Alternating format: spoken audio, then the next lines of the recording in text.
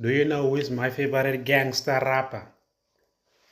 Io se voglio fare il gang. Do you know my favorite gangster rapper? E 50 Cent. È già vecchio. Ha